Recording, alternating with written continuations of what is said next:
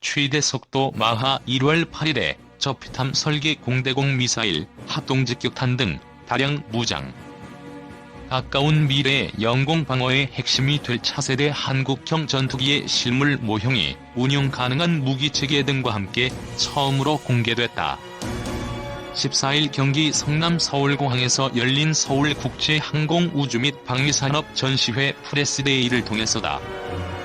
KFX 사업을 주관하는 한국항공우주산업 주식회사의 재원 설명자료에 따르면 이 전투기의 최대 추력은 44,000파운드, 최대 이륙重量은 25,600kg이다. 최대 속도는 마하 1.81, 항속거리는 2,900km다. 이 전투기는 최신 항전 장비와 능동주사식 위상 배열 레이더 및 최신 센서 등을 탑재할 뿐 아니라 고기동력을 갖추고 있다는 것이 카이 측 설명이다. 최대 탑재량이 7,700kg에 달하는 데다 기체 바닥과 날개에 10개의 파드가 설치돼 다수, 다량의 무장이 가능하다. 카이 측은 단거리 공대공 미사일인 독일제 아이리스-T, 유럽제 미티어 공대공 미사일, 지상 정밀 폭격이 가능한 BLU-109 레이저 유도 폭탄 등의 공대지 미사일을 탑재한다고 설명했다. 현재 개발 중인 장거리 공대지 유도무기 무장도 가능하다. 특히 저피탐 능력 강화를 위해 미티어 미사일 4발은 기체 내부에도 탑재할 수 있다.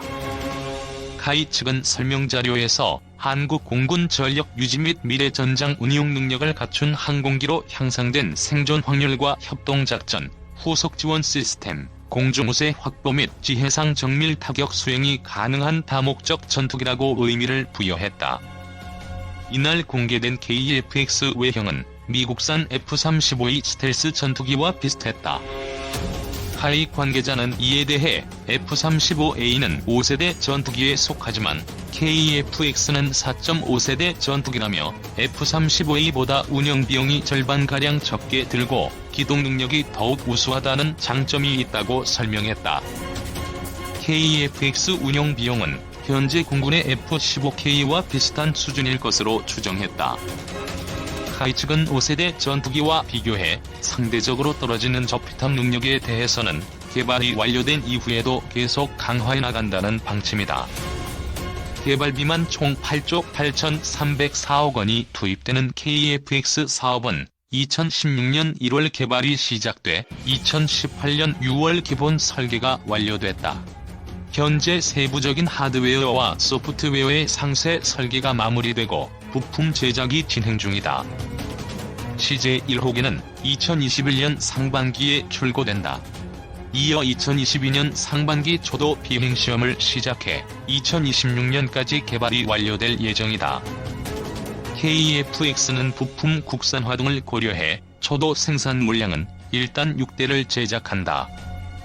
한국형 전투기 기술 개발을 담당하는 국방부 산하국방과학연구소는 미국이 이전을 거부한 KF-X 4개 핵심 체계 통합 기술의 국내 개발이 가능하다고 밝히고 있는 반면 국내외 항공업계는 부정적인 반응을 보이고 있다. ADD에서 레이더 기술을 개발하는 이범석 수석연구원은 30일 국회 국방위원회 전체 회의에서 KF-X에 필요한 AESA 레이더 체계 통합 기술과 관련해 KF-16 전투기, MUAV, 수리온 헬기, FA-50 경공격기 등 기존 무기체계의 항공전자장비 장착 경험을 토대로 유사 기술을 확보할 수 있다고 강조했다.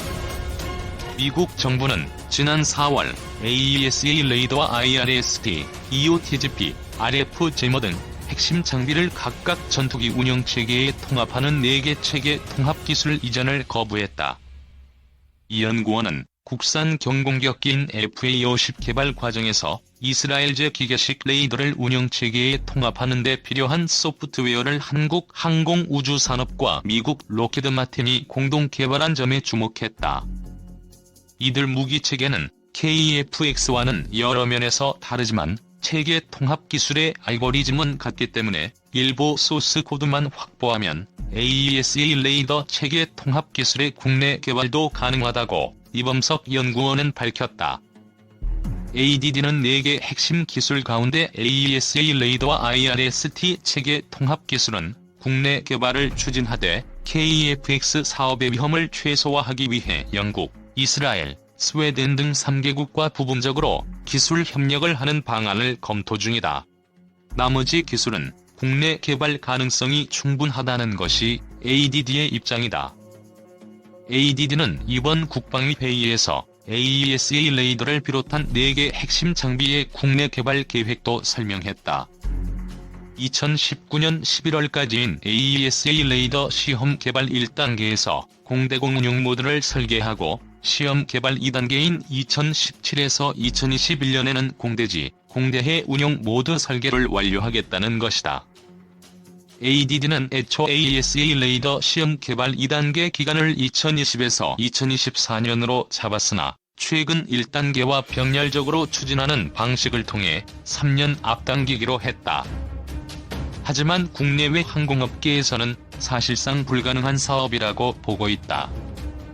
해외 항공업계 관계자는 국내 개발 가능성에 대해 핵심 기술을 주어진 시간과 비용으로 개발한다는 것은 사실상 불가능하다며 향후 로키드 마틴 측에서 KEFX 사업에 투자하는 조건으로 자사에서 개발된 핵심 기술 4개 제품을 장착할 것이고 수출을 할 때마다 높은 로열티를 요구할 것이라고 전망했다.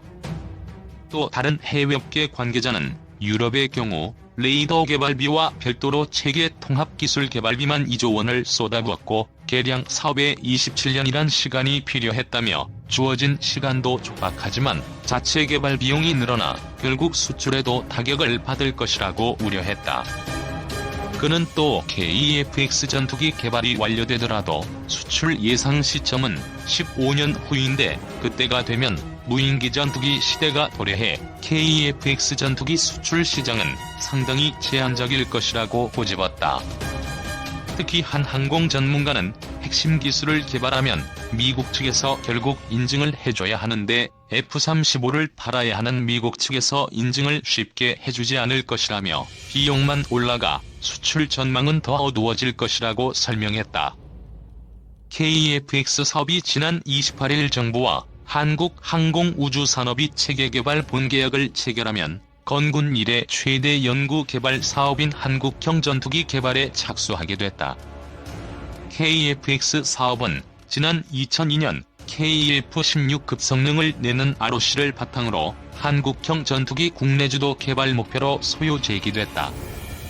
그러나 미국에서 받기로 한 KEFX 개발에 필요한 21개 기술 이전 합의가 늦어지면 그동안 목표해 왔던 2025년 개발 완료가 2026년 상반기까지로 6개월 이상 미루어졌다. 당초 한미 간 기술 이전은 9월 내 마친다는 계획에서 이달 초로 지연 합의됐다. 이에 따라 공군 전력 공백도 6개월 이상 늘어났다. KEFX는 노후 전투기를 대체하고 2020년 이후 미래 전장 환경에 적합한 성능을 갖춘 국산 전투기 획득하는 사업이다.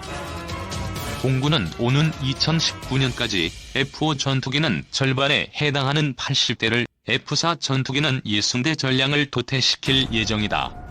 공군은 이를 더 연장 운영할 것으로 보인다. 그동안 말도 많고 탈도 많았던 KEFX가 사실상 내년 1월 개발에 착수함에 따라 구체적 일정이 세워지고 있다. 카이는 경남 사천 본사에 항공기 개발센터를 건립하고 KEFX를 비롯한 대형 개발 사업 성공을 위한 준비를 완료했다.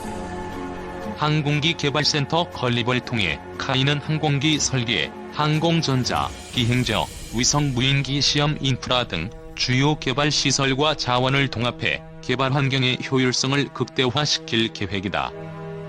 14년 152명, 15년 441명의 엔지니어를 신규 채용하고 내년부터 700여 명을 추가로 확보하는 등 핵심 인재를 양성할 계획이다.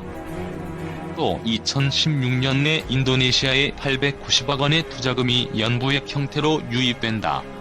인도네시아는 KEFX 체계 개발 사업이 약 8조 6,700억 원 중 20% 규모인 1조 7천억 원을 비용 분담하고 설계 참여, 일부 부품의 생산, 기술 자료 및 시제비 등을 획득하게 된다. KEFX의 시제기는 모두 6대가 제작된다. 이와 별도로 지상 시험용으로 2대는 별도로 제작한다. KEFX의 본 모습은 2018년에 OML을 통해 완성된다. 현재 CG의 KEFX와 달리 컴퓨터 시뮬레이션에 의해 최적화된 모습이 될 전망이다. 이렇게 형상이 제작되면 2021년 실물을 발표하고 1년여 시험을 거쳐 첫 비행을 하게 된다. 이같이 순탄한 과정을 거치면 2023에서 24년쯤에 전투 적합 판정을 받고 양산 계약이 진행될 예정이며 2016년 9월 국산 AESA를 탑재한 공대공 실전이 가능한 1호기가 납품될 예정이다. KEFX의 AESA 레이더 개발 및 체계 통합 등 주요 장비에 대한 국산화는 국방과학연구소가 주도할 예정이다. 장명진 방위사업청장은 본 사업은 미래 우리나라 영공을 지킬 핵심 공중전역을 개발하는 중요한 사업으로 방사청과 군, 업체는 지난 30여 년간 축적된 국내 항공산업의 기술, 인력 등을 기반으로 우리 군이 요구하는 전투기를 필요한 시기에 확보하기 위해 최선의 노력을 다할 것이라고 밝혔다.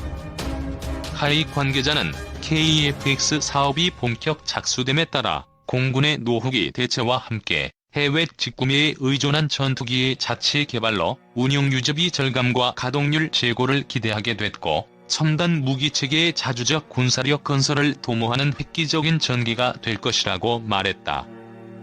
KEFX가 성공적으로 개발되면 한국과 인리 공군 외에도 전 세계적으로 4,500여 대 이상 판매된 F-16의 노후 대체 시장을 노려볼 수 있다. KEFX는 현재 F-16을 도입을 원하는 국가나 추가 도입하는 국가와 저예산으로 국방을 운영하는 국가에 충분히 어필 가능하다. 때문에 장밋밭 전망이지만 T-50의 수출 현황을 그리 어렵지도 않을 것으로 전망돼 600에서 700여 대 KEFX가 수출이 가능하다는 계산도 나온다.